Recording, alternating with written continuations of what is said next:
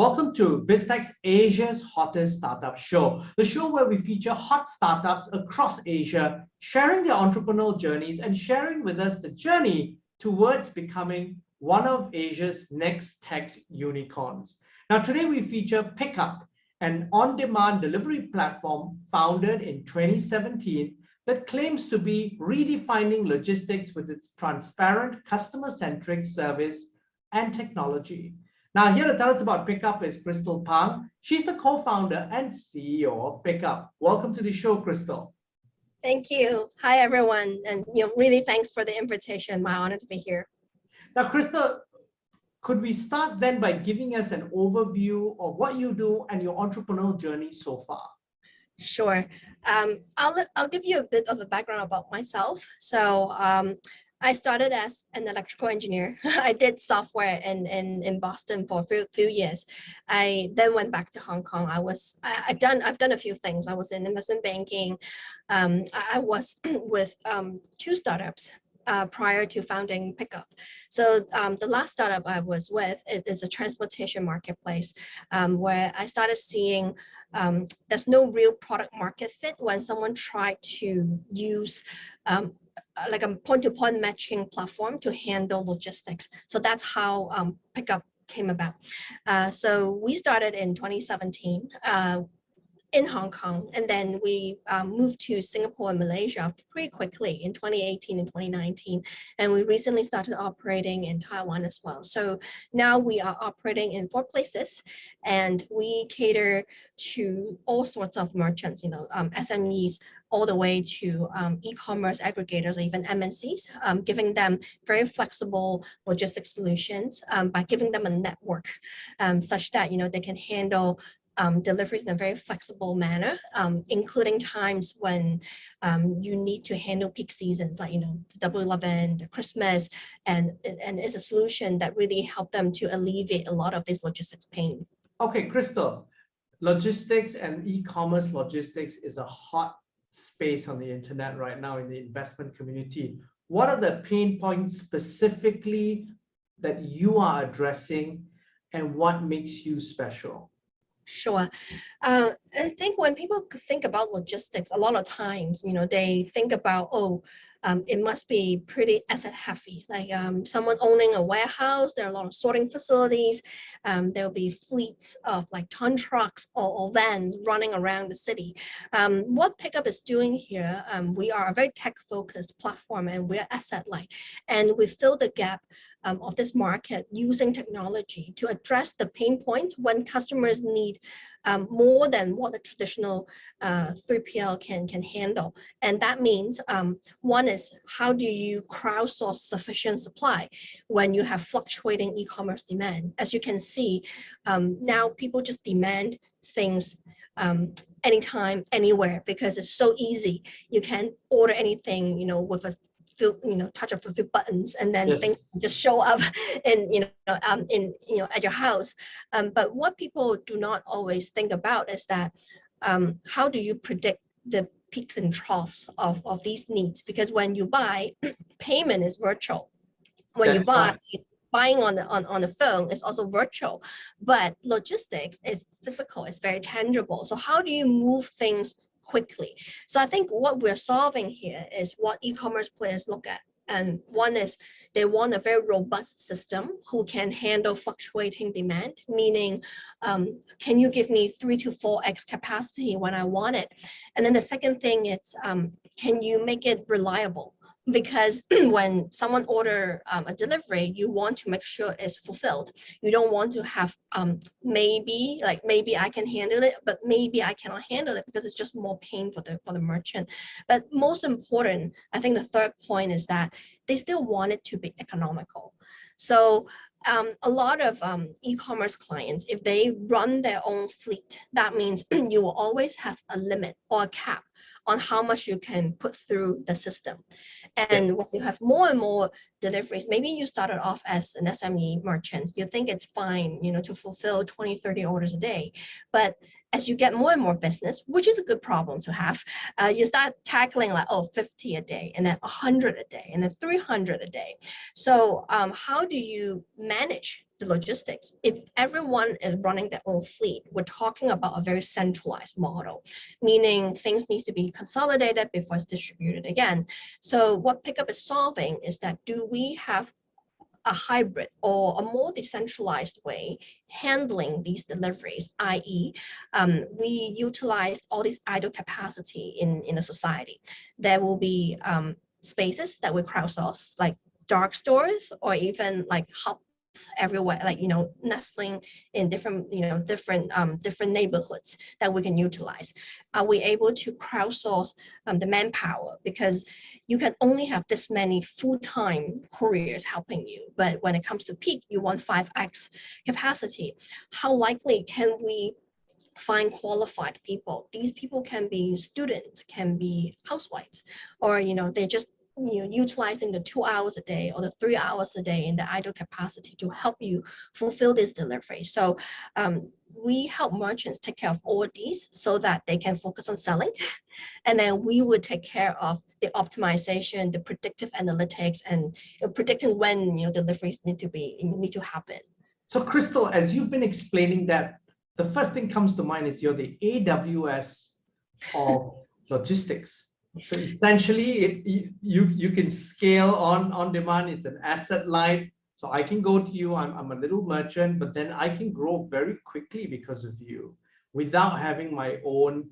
I can work on an asset light model, and that is in essence your business model, isn't it? Yes, I think it's a very good analogy, because a lot of e-commerce players, they sometimes it's very hard to predict what sells and when things are selling and at what speed. So what people are really looking for is exactly the flexibility that when I need it, I just want you to help me find, whether it's space, whether it's a sorting capability, or, what is the next available flight, going to, from Taiwan to Hong Kong. Like, if there's a system helping them do that, then they can plan out all these logistics operations in a more efficient way. So that, yeah, I think what you put, what you say, the analogy is pretty much what we are doing. So now, Crystal, I'm sure your business it looks very different today, because the logistics business pre-COVID and post-COVID has changed dramatically. Can you walk us through the changes that have happened? Because I think because you started in 2017, you rode the first growth wave. Yep. And then COVID hit, and then you suddenly got another growth wave, but with also challenges. Walk us through some of that. Yeah, so pre-COVID, I think e-commerce has already taken off.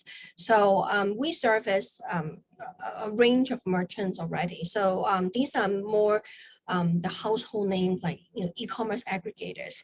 People already shop on these platforms. But what they expect, or in terms of the SLA, when things will be delivered, is very different. I think before COVID, most people are generally okay. You tell them it's a 2 days deliveries or it's a next day delivery. People are like, that's fine. I can wait 2 days for my shoes, or I don't mind waiting a few more days if it's like a cross-border delivery. Sending to my home.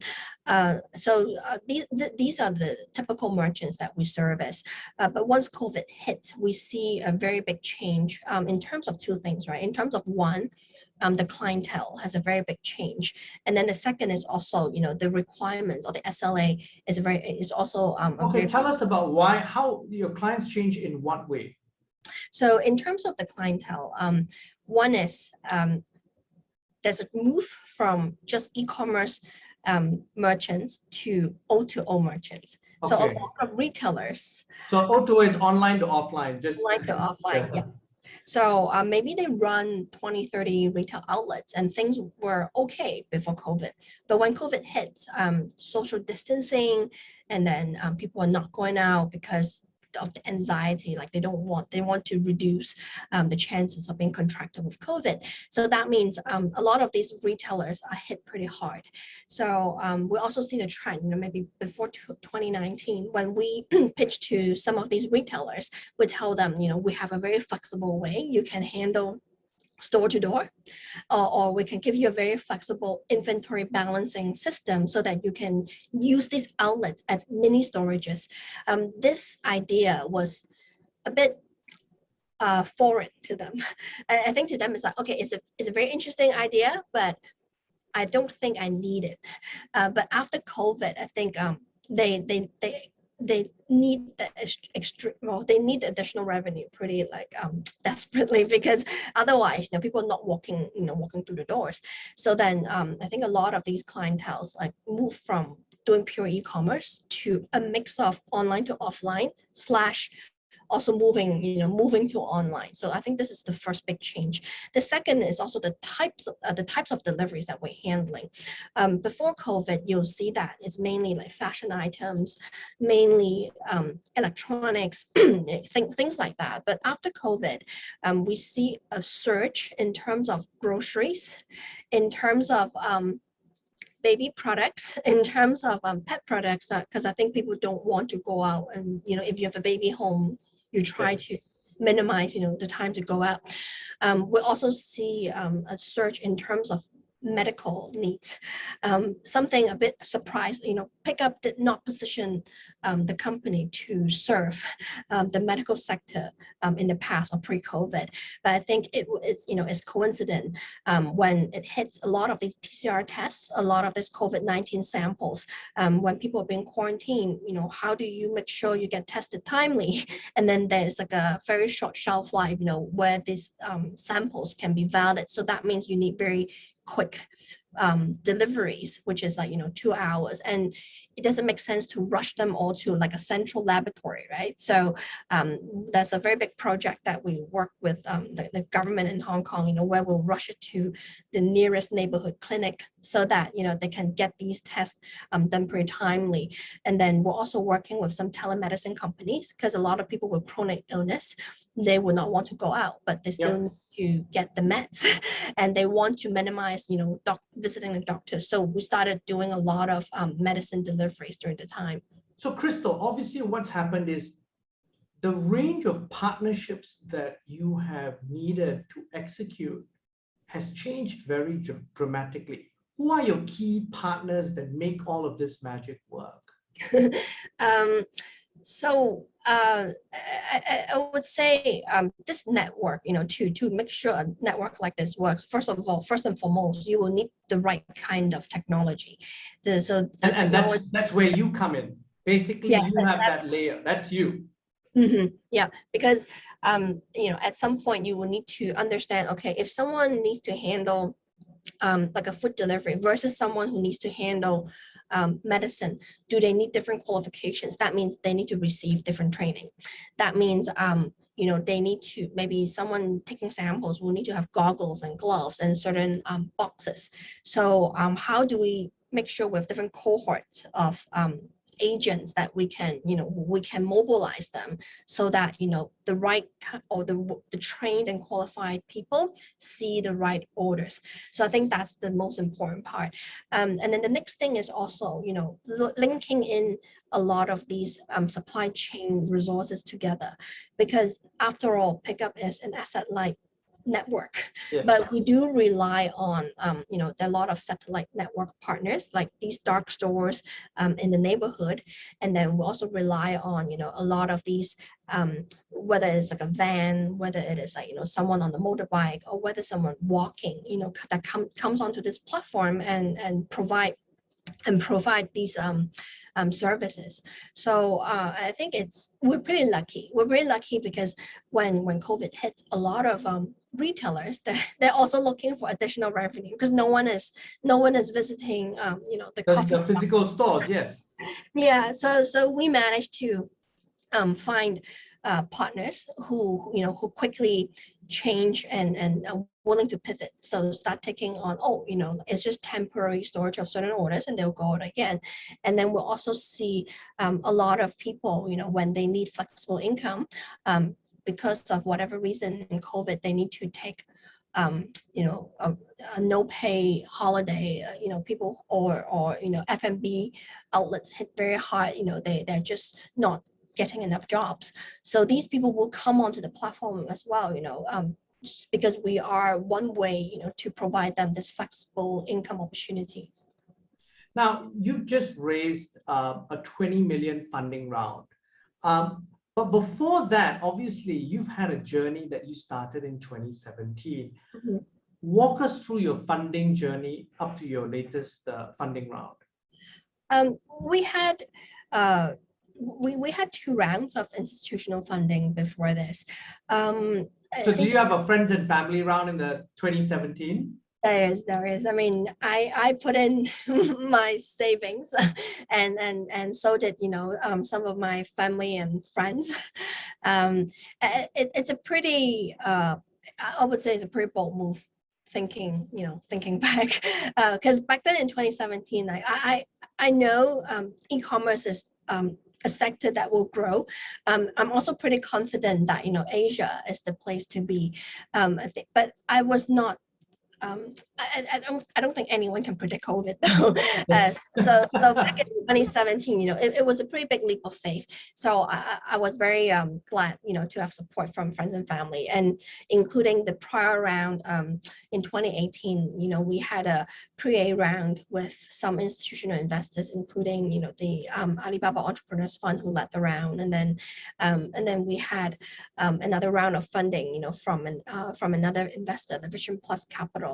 Up to this round, we have some strategic investors like coming in. I think the way we look at things is that maybe before 2019, a lot of these investors, they look at more just financial gains, but I think like for investors who came in in the previous or more recent rounds, they're taking a pretty strategic view. The strategic view is that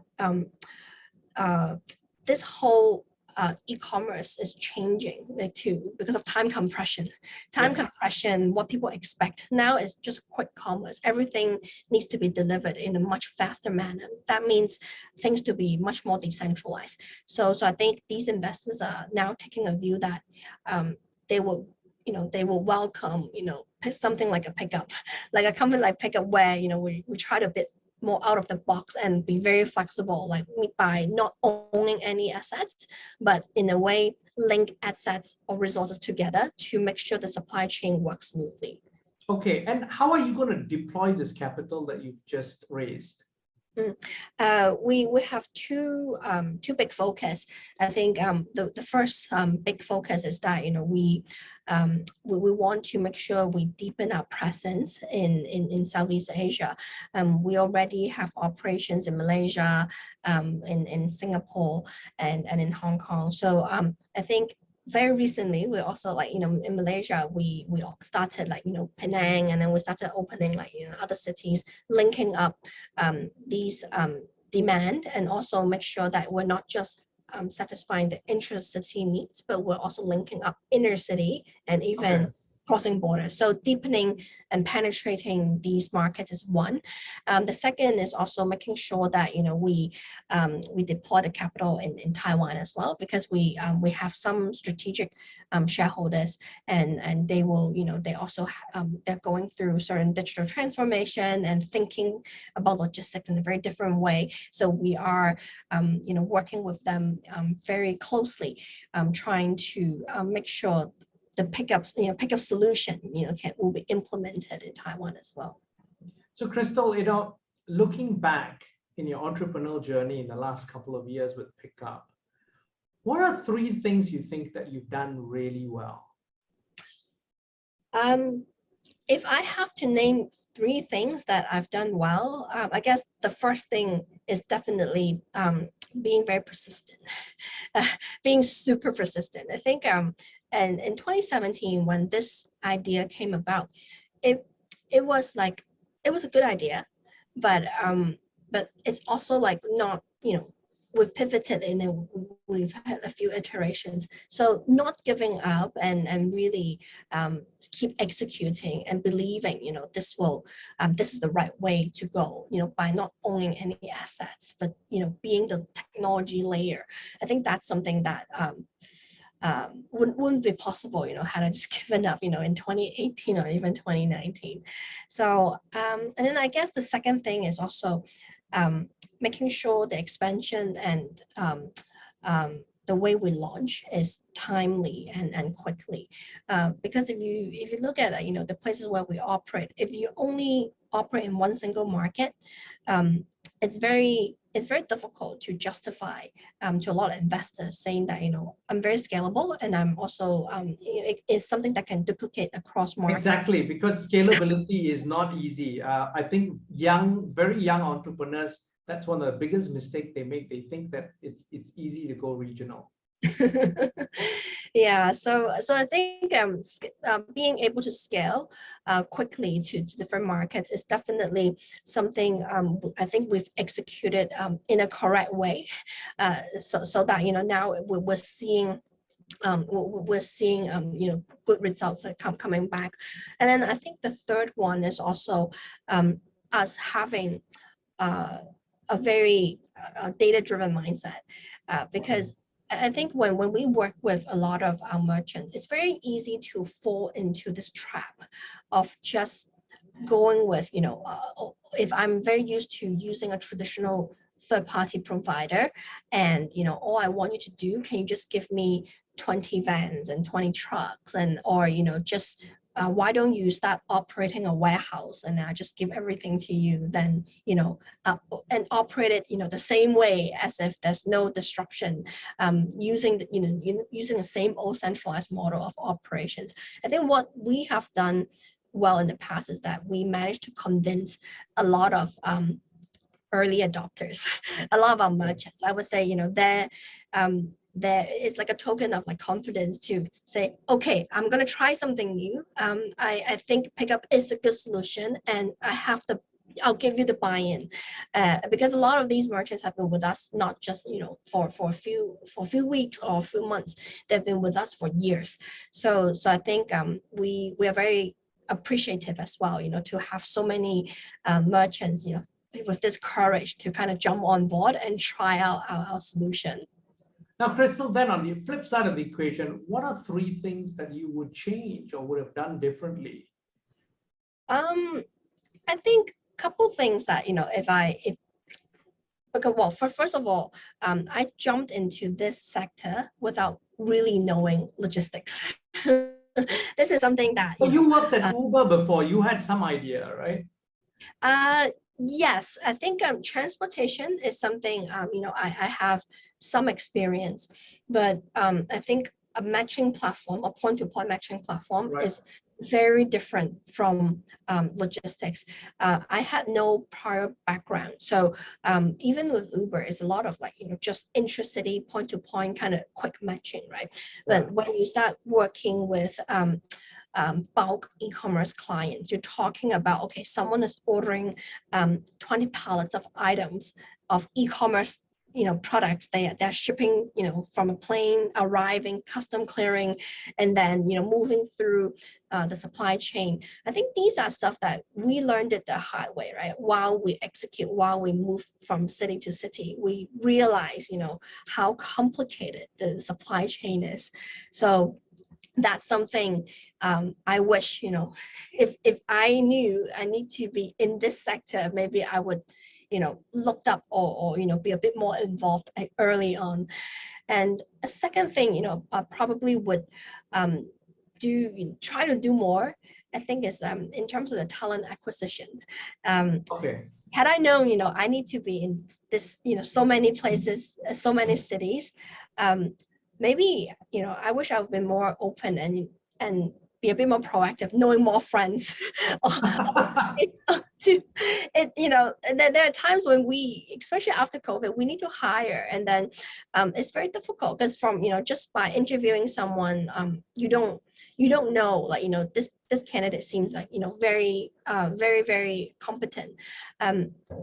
But what I learned over time, some of my management team as well, were my ex-colleagues. So knowing someone that you've worked with, they know the style, they know, how to scale a business, and then having them work with you, even though you are distributed, like right now we're distributed across like 4 cities. Yeah. It it makes things a lot easier. So that's why I wish I have more and more of these like network and friends, early on, so that, my talent acquisition will be much faster. No, but, Crystal, it's been a fascinating conversation, but do you have any final thoughts that you would like to leave us with before we conclude this interview? So I think this is definitely a very exciting journey. So every day is almost like a roller coaster ride. But I'm very hopeful, and I'm very optimistic about the logistic scene in Asia. It is definitely changing at a much faster pace, much than anyone could have expected.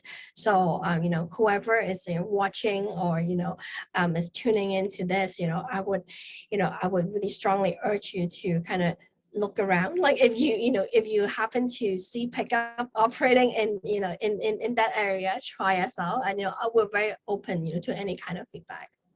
Now, Crystal, thank you very much for being a great guest and for coming on the show. Thank you. Thanks, Brian. Really happy to be here. Thank you. Now, we've been speaking to Crystal Pang, co-founder and CEO of Pickupp. And I'm Brian Fernandez on Biztech's Asia's Hottest Startup Show. This interview will be on our various social media platforms as well as our website, www.biztech.asia. Please like and subscribe to our various platforms. Thanks again for tuning in.